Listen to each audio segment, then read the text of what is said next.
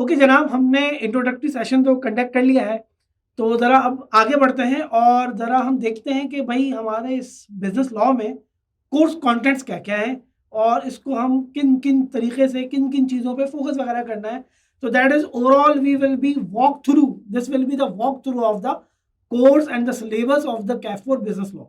तो उसको ज़रा हम अटेंड करते हैं। साथ-साथ मैं आपको बातों-बातों में ये भी बता दूंगा कि what areas we need to be focus.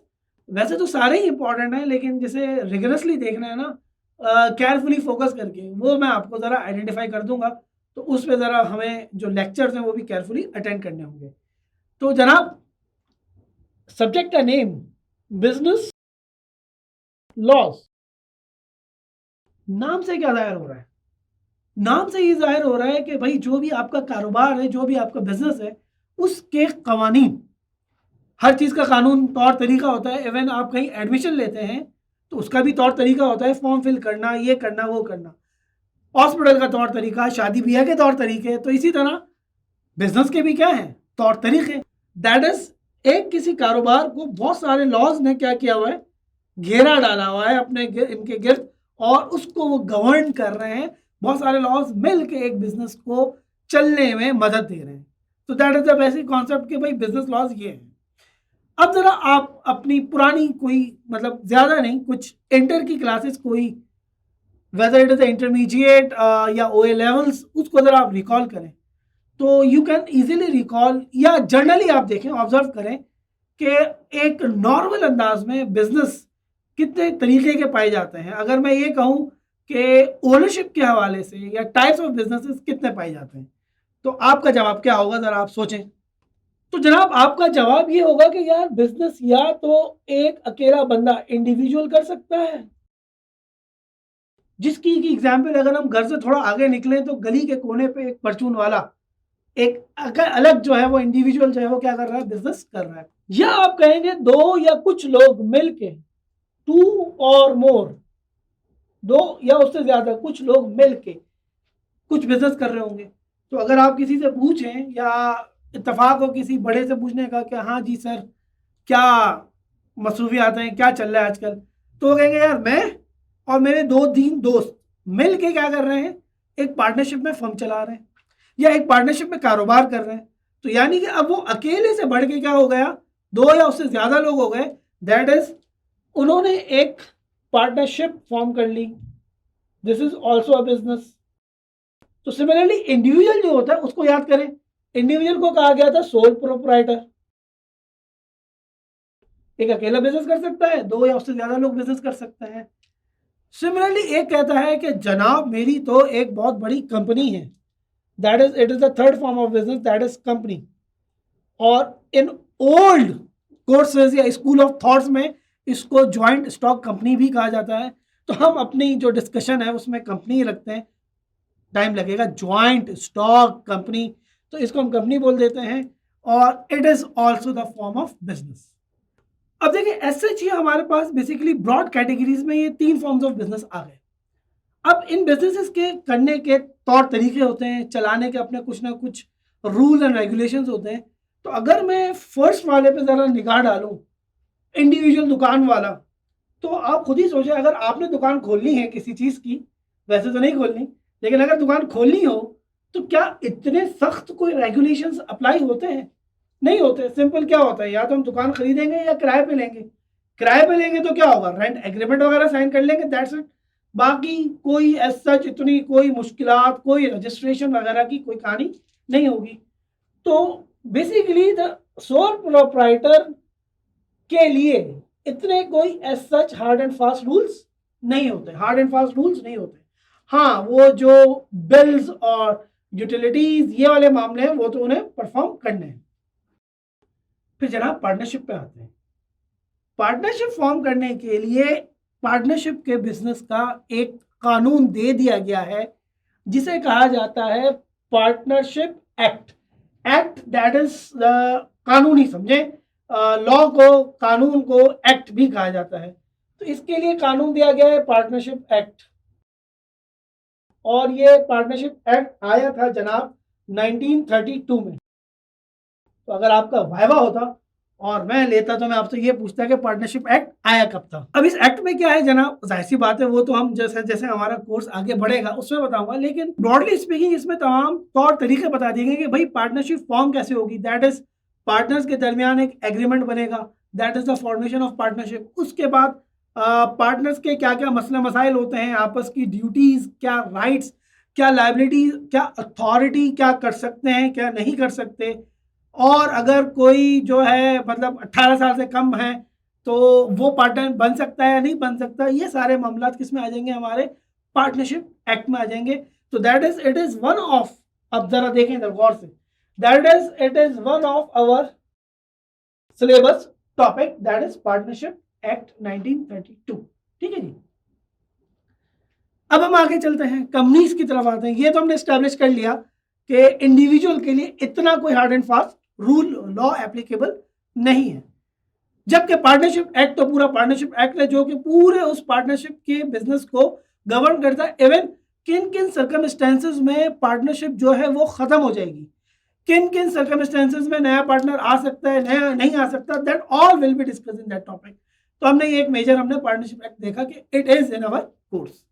फिर जनाब हम आते हैं कंपनी की जानिब। तो कंपनी में देखें ना, कंपनी अगर आप देखें कोई किसी की हो भी सकती है, अब वो काम भी कर रहे हो जो भी है, तो company is a very huge business. बड़ा मतलब जिसे कहते हैं कि अगर छोटी भी कंपनी है लेकिन उसका बिजनेस बड़ा एक जिम्मेदारी वाला बिजनेस होता है। तो कंपनी में नॉर्मली रोजाना ट्रांजैक्शंस होती हैं। अब ट्रांजैक्शंस में जाए तो अकाउंटिंग में हम चले जाए, अकाउंटिंग में जाए तो ट्रांजैक्शंस में सारी बातें आ जाती है। भाई किसी से पेमेंट लेनी है, किसी को पेमेंट करनी है, किसी से सामान लेना है, किसी को सामान पहुंचाना है। अब ये सब जो है ना, सामान पहुंचाना है, पेमेंट लेनी है, उसने सामने वाले ने वादा कर दिया है पेमेंट देने का। तो एक तरह से जो कंपनीज हैं वो somehow companies, even partnership business business जो है समहाउ इनके पीछे चल रहा होता है काम कॉन्ट्रैक्ट का। तो कॉन्ट्रैक्ट जो है जनाब, ये एक पूरा किस तरह बनता है, इसके क्या क्या लवाजमात हैं, इसके लिए पूरा एक कॉन्ट्रैक्ट एक्ट आया 1872 में आया कि जनाब कॉन्ट्रैक्ट कैसे बनेगा, क्या क्या एलिमेंट्स होने चाहिए, क्या होगा तो कॉन्ट्रैक्ट नहीं कहलाएगा, एंड कॉन्ट्रैक्ट की टाइप्स, और ये मतलब एक पूरी दुनिया। तो बेसिकली हमारा जो डिस्कशन है कोर्स का मेजर, वो हमारा इस कॉन्ट्रैक्ट एक्ट में ही होगा। और यूं समझें कि दिस विल फॉर्म ऑलमोस्ट आपका 65% to 70% of the course of business law, that is contract act. तो अब आप इसकी अहमियत समझें कितना इंपॉर्टेंट है ये कॉन्ट्रैक्ट एक्ट, क्योंकि नाम कॉन्ट्रैक्ट है, इसके अंदर बहुत सारी एक वसी दुनिया जो है वो शामिल है। फिर जनाब हम अपनी बात इसी से आगे बढ़ाते हैं। किसी को पेमेंट करने का कॉन्ट्रैक्ट हुआ होगा, किसी को पेमेंट, किसी से पेमेंट लेने का कॉन्ट्रैक्ट हुआ होगा। तो ये पेमेंट वगैरह जो होती हैं नॉर्मली तो हमने देखा कैश से हो जाती हैं, लेकिन अकाउंटिंग में जाए तो हमने क्रेडिट ट्रांजैक्शन भी पढ़ी हैं कि बाद में पैसा देते हैं, बाद में पैसा लेते हैं। और अब इसमें बाद में पैसा लेने और देने का तरीका भी अलग अलग आ गए हैं। तो उसमें ज़रा अगर हम चलें तो इसी से बात आगे बढ़ेगी। तो मैं सिर्फ पेमेंट मेथड्स की बात करूं तो पेमेंट मेथड्स हमारे बहुत सारे तरीके से होते हैं, जिसमें से नंबर 1 जो है वो है cheque. Cheque is the favourite way of paying the amount, है ना। रिसीव भी चेक में हो जाता है, अब तो डायरेक्ट डेबिट्स एंड क्रेडिट्स आ गए, लेकिन चेक जो है वो बड़ा अच्छा जो है वो तरीका राइज है पेमेंट करने का और पेमेंट लेने का। तो अब चेक के अलावा भी 2-3 चीजें जिससे पेमेंट होती है, होती रही थी, और अब थोड़ा सा उसका मामला कम हो गया है। तो उसमें मैं आपको सिर्फ नाम बता रहा हूं 3 चीजों के। चेक्स, एक होता है प्रोमिसरी नोट, अकाउंटिंग में पढ़ा है, note receivable, note payable, that is the promissory note. और इसके अलावा एक होता है बिल ऑफ एक्सचेंज, ये इंपोर्ट एक्सपोर्ट में ये बहुत काम आता है। तो these are the some payment methods, इसके थ्रू पेमेंट होती है। लेकिन कहानी क्या है जरा ये देखिए। अब देखिए ये कहा जाता है कि भाई ये these are the some of the instruments, instrument means तरीक़ेकार हैं, आलायकार हैं, जिनके थ्रू पेमेंट की जा सकती हैं, इंस्ट्रूमेंट्स। और ये ट्रांसफर भी होते हैं, मैंने आपको दिया, आपने वही किसी और को दे दिया, तो इसलिए कहा जाता है ये है जनाब निगोशिएबल इंस्ट्रूमेंट्स। अब निगोशिएबल इंस्ट्रूमेंट्स कैसे चेक लिखा जाएगा, चेक डिसओनर कब होगा, एनएसएफ वाला मामला और इसके अलावा दूसरे मामले। तो ये जो निगोशिएबल इंस्ट्रूमेंट्स हैं इसके मामलात का भी क्या बना दिया गया, एक अदद निगोशिएबल इंस्ट्रूमेंट एक्ट बना दिया गया और बड़े अफसोस के साथ ये आपके कोर्स में भी शामिल कर दिया गया। बहरहाल तो अभी तक देखिए हमारे कोर्स में क्या क्या चीज़ें डिस्कशन की हैं। कॉन्ट्रैक्ट एक्ट तो लाजमी है, कॉन्ट्रैक्ट एक्ट के बगैर जैसे कि मसाले के बगैर बिरयानी नहीं है, तो कॉन्ट्रैक्ट एक्ट के बगैर जो है वो बिजनेस लॉ कोर्स नहीं है। फिर पार्टनरशिप का जिक्र करेंगे, फिर निगोशिएबल इंस्ट्रूमेंट का। तो एक तरह से ये आपका हमारा जो बिजनेस लॉ है ये तकरीबन 80 to 85% यहाँ पे हो जाता है। अब देखिए मैं आपको कह रहा हूँ 80 to 85% यानी कि अभी भी कुछ चीजें हैं। तो जरा किसी लॉ की बात करते हैं। लॉ जो है ना, कोई भी कानून जो है वो ऐसे ही पास नहीं हो जाता। आपने सुना होगा कि भाई पॉलिसी अभी अप्रूवल के लिए गई हुई है, या अगर पाकिस्तान के लेवल पे देखें तो कोई बिल आता है मंजूरी होने के लिए, कोई भी मामला हो, अब मैं उसकी जिक्र नहीं कर रहा, तो पार्लियामेंट वगैरह का मामला, बिल मुसविदा तैयार किया जाता है और फिर कोई ऐसा बिल होता है खतरनाक तो उसके खिलाफ प्रोटेस्टिंग भी होती है कि नहीं ये पास हो गया तो हमारे हकूक जो है वो ख़त्म हो जाएंगे। प्राइवेटाइजेशन के मसले, ओवरऑल ये कहीं ना कहीं जाता है। तो अब पार्लियामेंट और किस तरह सदर मुमलिकत साहब इन चीज़ों को जो है वो अप्रूव करते हैं, ये एक पूरा सिस्टम होता है। तो एक लीगल सिस्टम के थ्रू जो है वो हमारा ये लॉज जो है वो आते हैं। अब हमें लीगल सिस्टम पे भी देखना है अपने पाकिस्तान का लीगल सिस्टम के हाउ इट वर्क्स, या इसके अंदर क्या क्या चीज़ें होती हैं, पार्लियामेंट, नेशनल असेंबली, सूबाई और कौमी असेंबली जो आपने सुना है ये सारा। तो थोड़ा सा आपको इलेक्शन वाली भी फीलिंग आएगी इसमें। तो एक हमारा जो है part, we will be discussing legal system in our course as well. ठीक है जी, बात यहां तक खत्म नहीं हुई, यूं समझे 90% हो गई है, बाकी 10% है वो भी जरा देख लेते हैं। अब जनाब देखिए जो आजकल बिजनेस चल रहे हैं, whether it is a partnership business या कोई कंपनी है, तो आजकल का जो बिजनेस वर्ल्ड है ना, it is very fast pace, ever changing. हम अब घर बैठे बैठे अमाउंट ट्रांसफर हो जाती है, तो फिर वो हैकिंग के मसले और जो है वो हमारा अकाउंट हैक हो गया, पैसे चले गए, ये सारे बातें। या कंपनीज इतनी इमर्ज हो रही है, इकोनॉमिक्स वाला मामला कि भाई कंपटीशन आ गया है, और कंपटीशन इतना आ गया है कि एक कंपनी ने दूसरी कंपनी को जो है वो ख़त्म ही कर दिया है, वो उसका सर्वाइवल का मसला आ गया। तो इस तरह की प्रोटेक्शन के लिए लोगों के इंटरेस्ट, अब ज़रा बात से गौर सुनिएगा, लोगों को कह लें या स्टेक होल्डर्स, जो भी कनेक्टेड स्टेक होल्डर्स होते हैं बिजनेस के, उनके इंटरेस्ट को प्रोटेक्ट करने के लिए रफ्ता रफ्ता लॉज आते गए।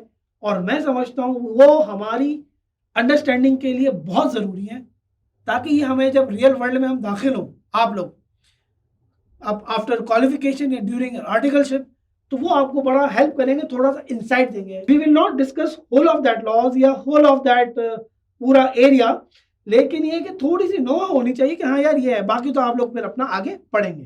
तो जनाब इसमें सबसे पहले तो आ जाता है हमारा, आपने सुना होगा इलेक्ट्रॉनिक फंड ट्रांसफर। तो ऐसे नहीं हो जाता, उसका एक एक्ट आया इलेक्ट्रॉनिक फंड ट्रांसफर, कैसे कंपनीज फंड ट्रांसफर करेंगी, कैसे आएगा, ये सारी बातें। तो इलेक्ट्रॉनिक फंड ट्रांसफर का एक्ट आया, लेटेस्ट ही समझे 2007 में आया।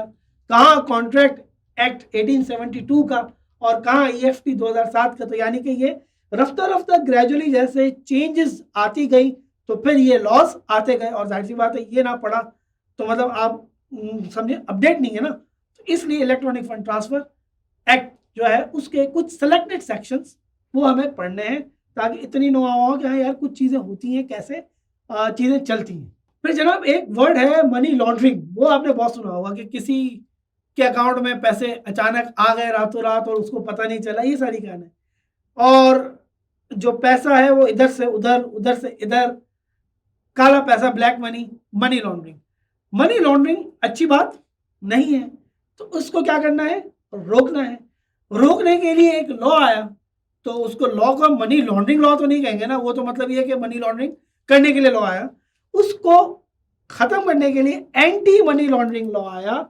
तो हमें ये भी बड़ा, देखिए हम नाम से जाहिर हो रहा है कि यार ये पढ़नी चाहिए चीजें कि एंटी मनी लॉन्ड्रिंग बैंक्स वगैरह में, बैंक इज ऑल्सो बिजनेस, तो बैंक्स वगैरह में तो ये बड़ा ही इंपॉर्टेंट है एंटी मनी लॉन्ड्रिंग। तो हमें इसके भी कुछ सेलेक्टेड सेक्शंस पढ़ने हैं एंटी मनी लॉन्ड्रिंग लॉ के।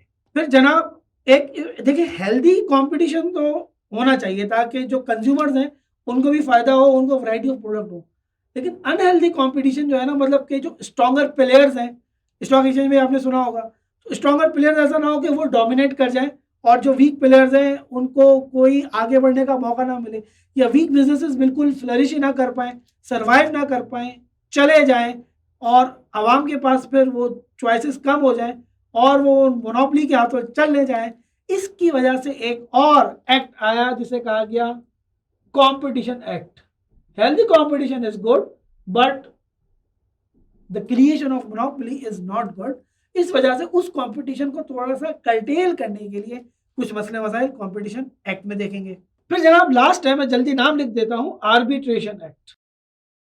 आर्बिट्रेशन कहते हैं जनाब, यूं समझें कोई मामला सेटल वेटल करना हो तो उसको किस तरह रुजू किया जाए कोर्ट वगैरह में, किस तरह आपस में, ये सारी बातें इसमें थोड़ा सा देखेंगे। तो जनाब this was the overview of our syllabus contents, जिसमें कि हमें पढ़ना है क्या, partnership act, contract act, negotiable instrument act, legal system and these other laws. मैं इसको अगर एक कैटेगरी बना दूं, ये जो है ये क्या है हमारे, ये हमारे हैं जनाब other laws to be discuss, जिनका 15 से 20% या 10 से 15% इम्कानात हैं, इम्कानात रोशन है, न्यू एडिशन है, तो इस वजह से इनको भी हमें देखना है। तो दिस हाउएवर आवर भी सेशंस विल बी कंडक्टेड, और ये तो हमने बता दिया है कि किस तरह हम पढ़ेंगे। तो हमें लॉ को इंजॉय करना है, मजे लेके पढ़ना है, लॉ से रूठना नहीं है। तो अब हम फॉर्मली नेक्स्ट सेशन से हमारे टॉपिक्स का आगाज कर देंगे। तो स्टे ट्यून्ड एंड मिलते हैं नेक्स्ट सेशन में। अल्लाह हाफिज।